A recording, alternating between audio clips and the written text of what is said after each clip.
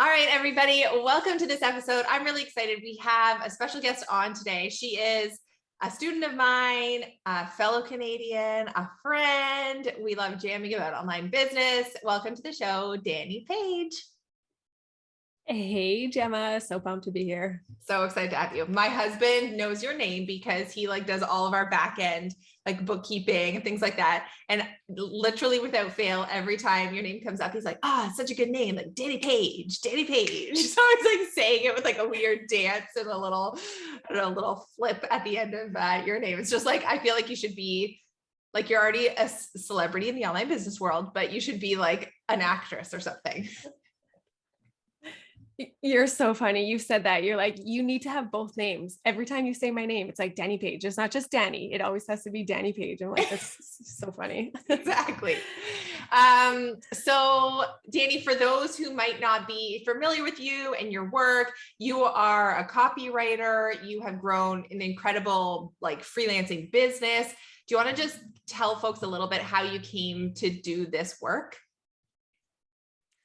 For sure. So I think a lot of people maybe even listening can relate to this, that I absolutely loathed my 9-to-5 job. And I had a lot of teacher friends actually. And every summer I would just get so jealous of them. They were off for the summer, always planning their trips. And I'm like, I need that lifestyle. And so I ended up finding some entrepreneurial groups on Facebook, and I just kept seeing the word copywriting. And I had no idea what it meant at the very beginning. And I just kept seeing this word. So I kind of went down the rabbit hole of copywriting, figured it out, learned absolutely everything I could about it. And I actually gave myself 6 months to study it and learn it and quit my 9-to-5. And I remember getting my very first blog post project, which I definitely don't write those anymore. But I got this project for $35. And I think it took me hours to write it. So it was a terrible hourly wage. But I remember thinking, if one person is willing to pay me for my skill, I know that there's more people out there. And that was really the only motivation I needed. I think the following week, I quit my 9-to-5, which I don't know if I totally recommend that to everyone, but that was kind of my path and I ran with it. I'm super, super grateful for how that all worked out for me. Yeah, I think when you get that first sale of something online, whether it's a service, a little digital product, it could be a $7 thing, whatever it is, it's not that it's obviously going to change your bank account, but it unlocks in your mind, oh my gosh, this is a real thing. There is a real possibility here of building a business on the internet, however that looks. And so, yeah, I can totally relate to that level of excitement. Yeah, just the validation that I needed, right? Exactly. So you built up a copywriting business, a lot of one-to-one services that you were providing. And I know that later in your business development, you created a course, right? Because you've been in my programs in Course Creator School and in the Passive Project, and you've used a lot of the strategies I teach around creating courses and launching and that kind of thing. So what made you make that decision of maybe transitioning into selling digital products? Yeah, so I remember a very specific moment. It was a couple of years ago, and I was totally booked out for my one-to-one clients. I was booked out 6+ months.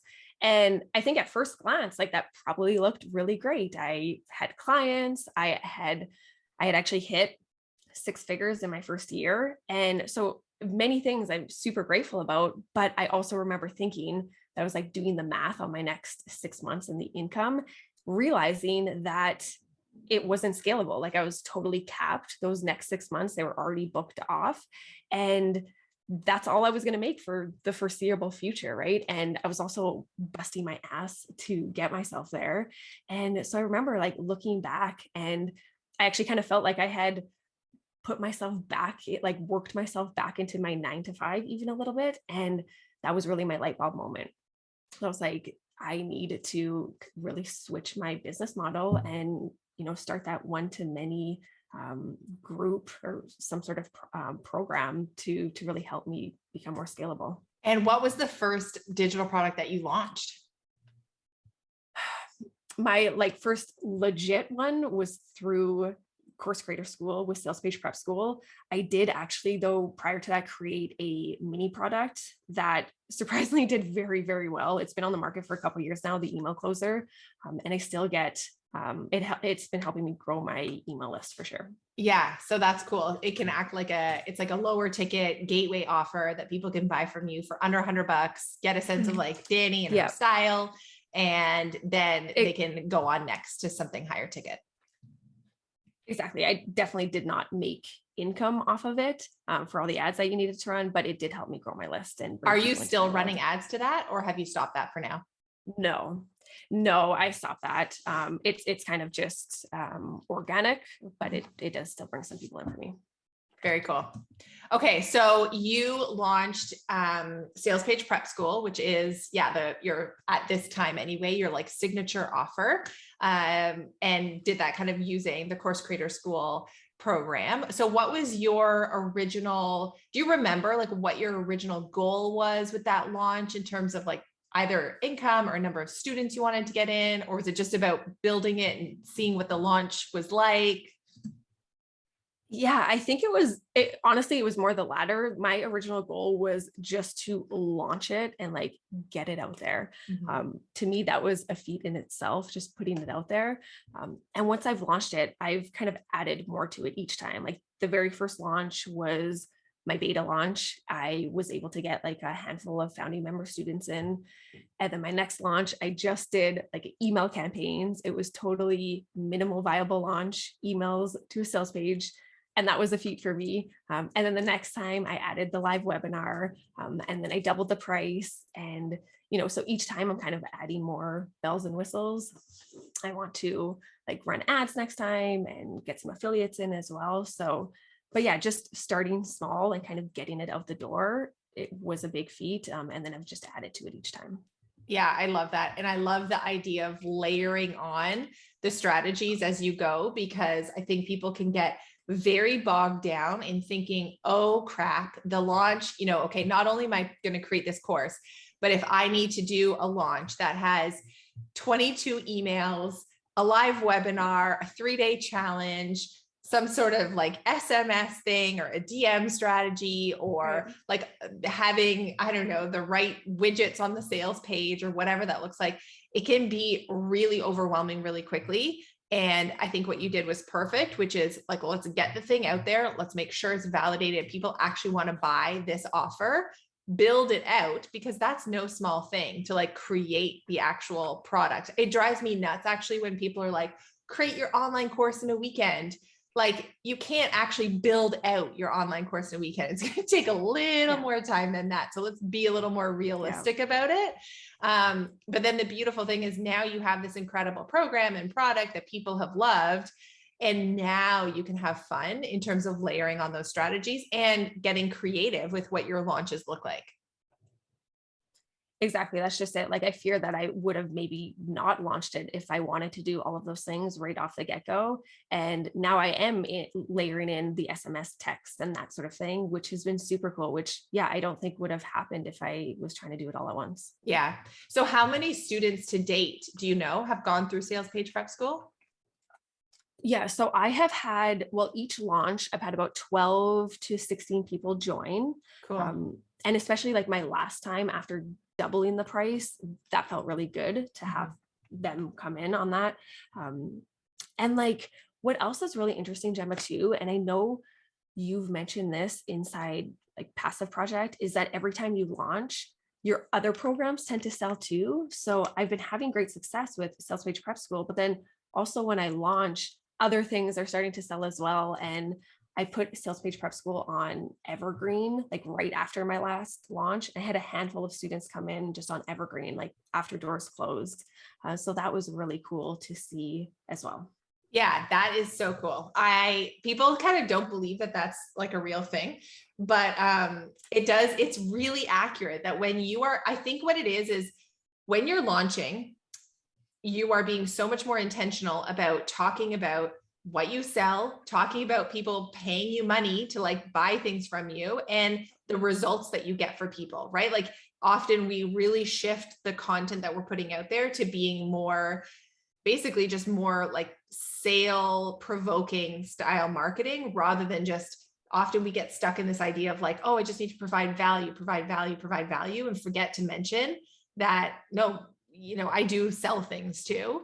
And yeah, really, like, what's that saying? It's like, it rises all boats or whatever. Yeah. That is. Anyway, rising tide lifts all boats. Yeah, something like that. Where you'll get tons of messages for your one-to-one services. And like, I've always found that too. I've actually never really even promoted my one-to-one stuff, because what happens is I'm launching, and then however many people reach out for my one-to-one, it books it out, and I never need to talk about it. And like, what a nice side benefit of launching the program. So what is the price point of Sales Page Prep School at this time then, since you've doubled it? Yep. Currently it's $997, and it was last launch, it was $497. So kind of made that jump last launch.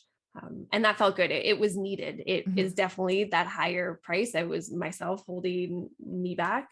And so, so that felt good to be able to finally do that. Yeah.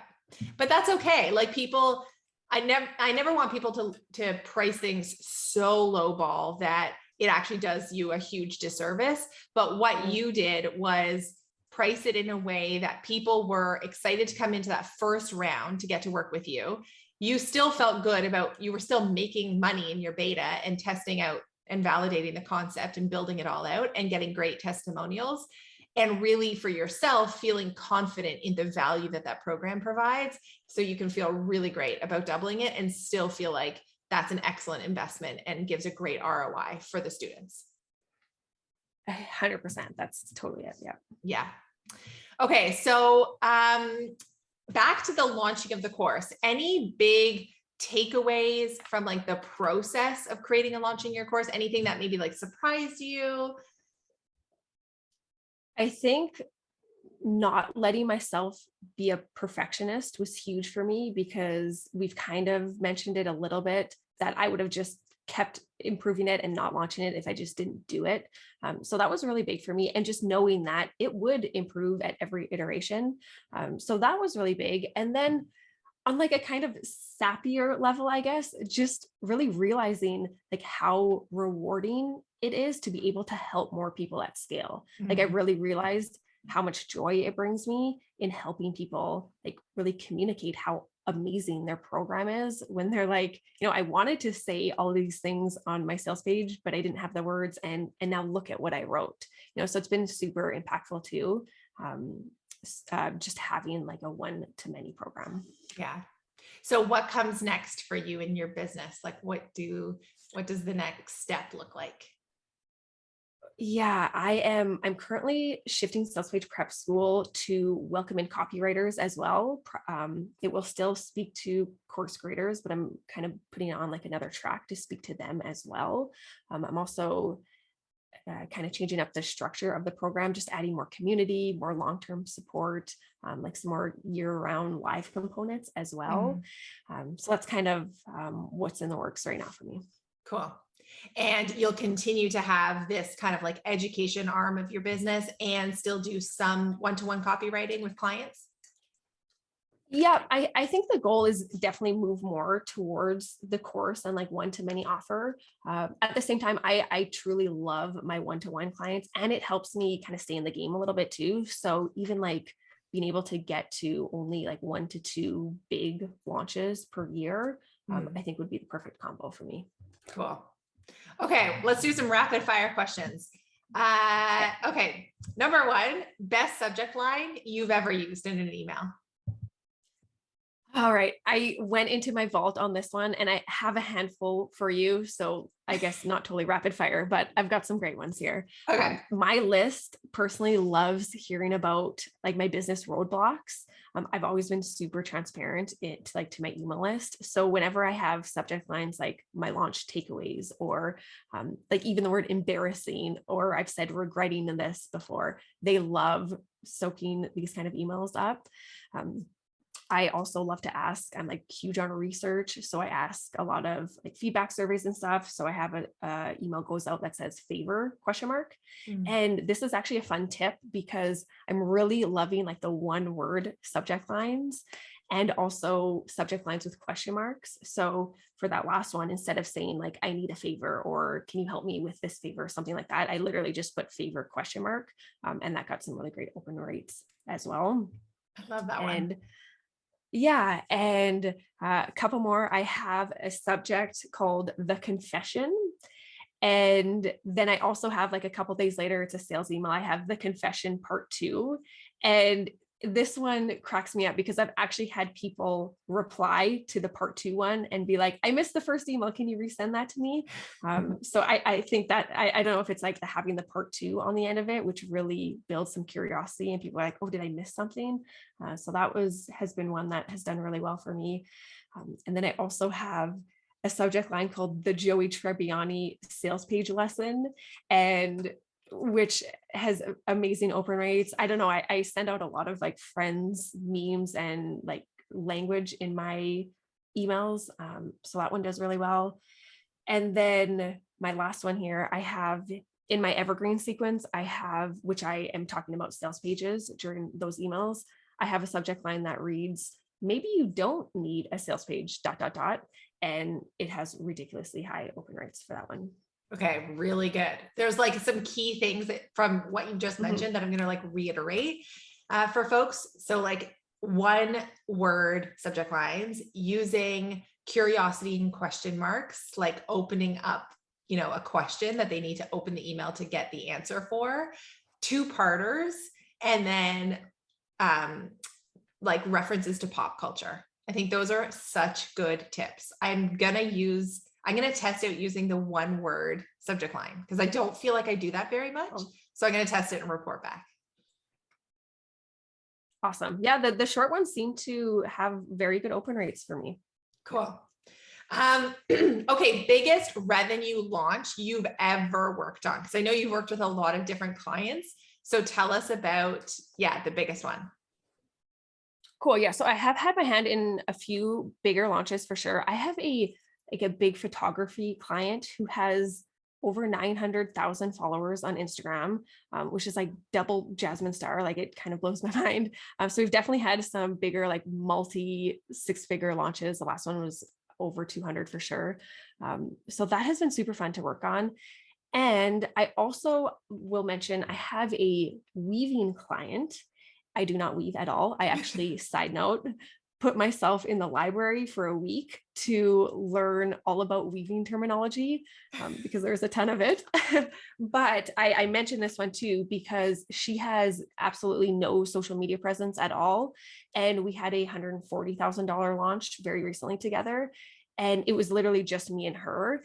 So I share this example as well, because it's just kind of proof. It's something that you and I both preach about, that you really don't need all of the Instagram followers and those bright lights. You really just need a very engaged email list. And her email list was one that she'd been growing for a long time. Like, can you give us a sense of roughly how big it was? How many? Yeah, she has about 6,000 to 7,000 people on her email list.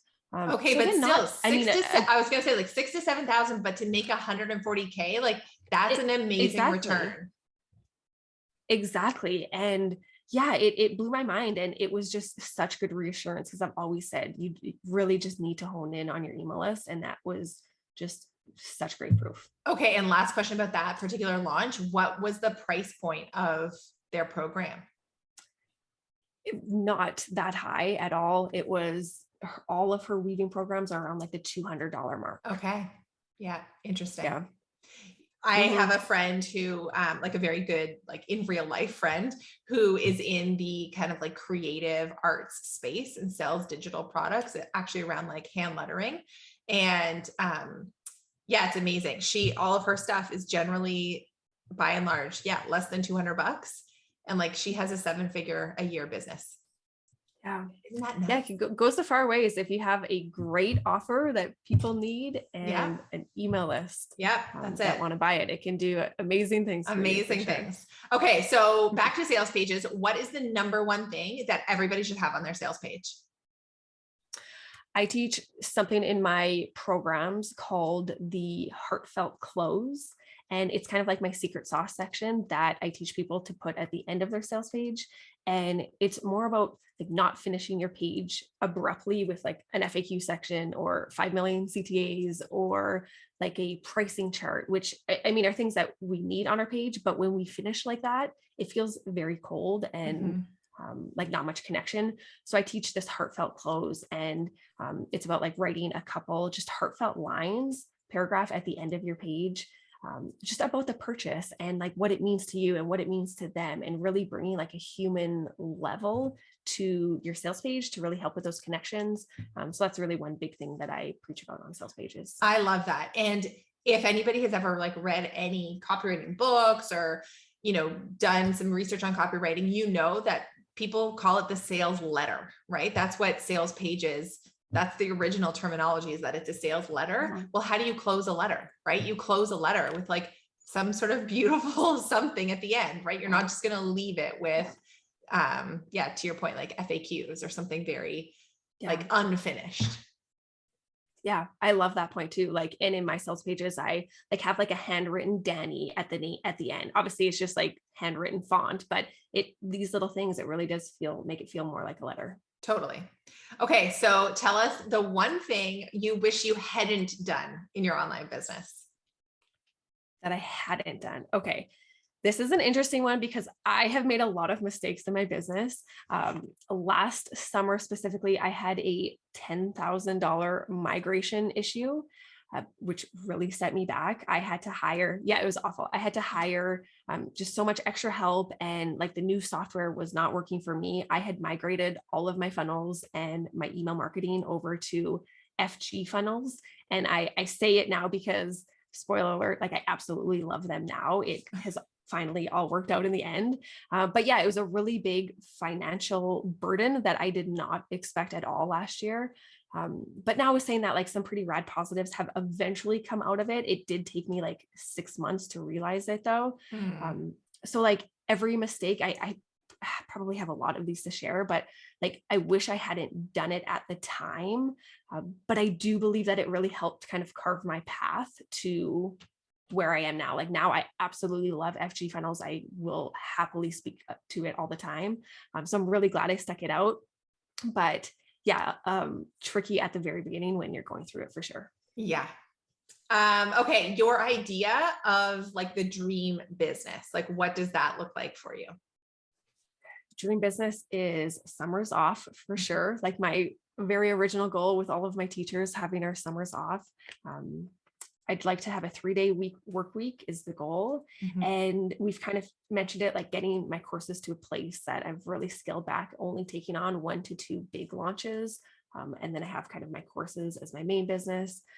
And something else that also sounds very dreamy, which I'm really hoping to bring to life and make happen this fall, is I've been learning Spanish on the side for the last couple of years, like during COVID.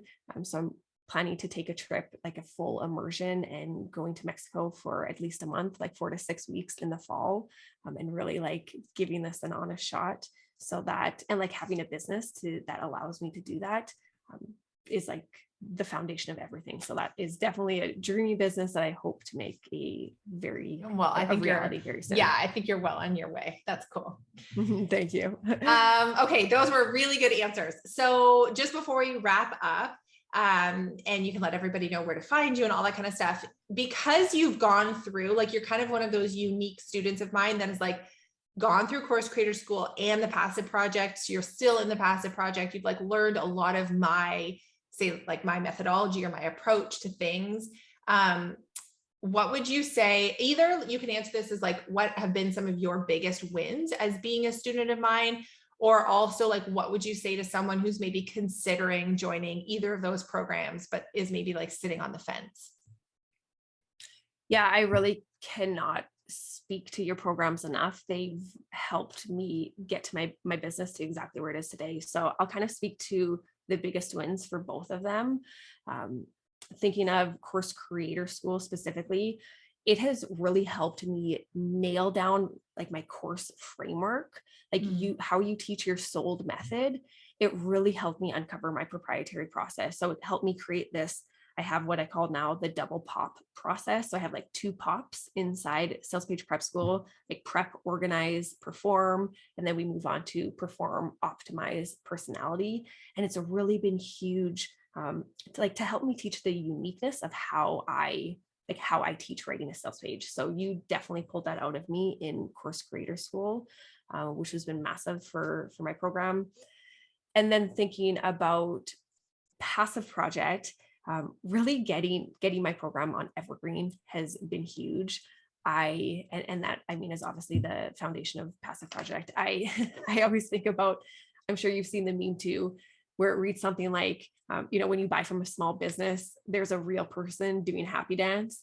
And I think of that every time, a sale comes in. I'm just so grateful for you helping me be able to do that and actually making that now passive income. So I have a ton of wins like that from both of your programs. They've both helped me with very specific parts of my business that I can't speak high enough of your programs for sure. Oh, thank you. That's really kind. And, it's funny, like, I think everyone, especially when they make that first evergreen sale in passive, like they can't help but come in there and be like, it worked. Like a sale happened when I wasn't launching. And like literally everyone else in the community is just posting either like a bunch of emojis or funny like memes or GIFs or whatever of like, like people dancing or whatever, because we can all relate to that feeling of like, it really does feel like a miracle when that happens for the first time, when it just comes out of the blue because you put a funnel together. And so, that's such a cool feeling. Yeah. And it's super cool. It's like no smoke or mirrors in how you teach. You kind of open up the behind the scenes in your business, which is so rare, I believe, in our online world. So that in itself has been just wins inside your programs. Yeah. Thank you. Yeah. It's definitely like a pull that back, the full curtain, and I'm showing everything, especially inside of passive. I do it in Course Creator School to a degree, but in Course Creator School, it's like, you don't want to overwhelm too quickly. So it's more like showing part of like, to get you to that first place of like having launched the program and having that first success under your belt and getting the train out of the station or whatever, but then coming into passive, it's like, all right, now it's like the full Monty. So no, that's cool. Yeah. Okay. So Dani, where can people find you if they want to learn more about what you do, find out more about Sales Page Prep School? Where can we send them? Yep. So I hang out on Instagram most at danipaige.online. I also do have a free on-demand training to help you improve your sales page conversions. I actually am in like a Google Doc on this training showing like before and after optimization. So super hands-on and implementable stuff. So you can grab that at offers.danipaige.com/free training. Cool. We'll make sure that's in the show notes and stuff, but that sounds very cool. Very different from the average webinar, right? You're taking us into a Google Doc. People could probably have their own sales page open at the same time, right? And like be making these changes to their own. Make it in real time. Absolutely. That's cool. All right. Well, thanks, Dani. It's been such a pleasure to have you on the show. And everybody, if you are listening to this episode and you happen to have your phone with you, snap a picture of you listening or let us know what your biggest takeaways are and tag us on Instagram. It's at Gemma.Bonham-Carter and at DaniPaige.online. Dani, by the way, is DaniPaige.online, and tag us because we'd love to hear from you and share it out to our audiences and connect in the DMs. So thanks everybody for catching this episode, and we'll see you next time. Thanks, Gemma.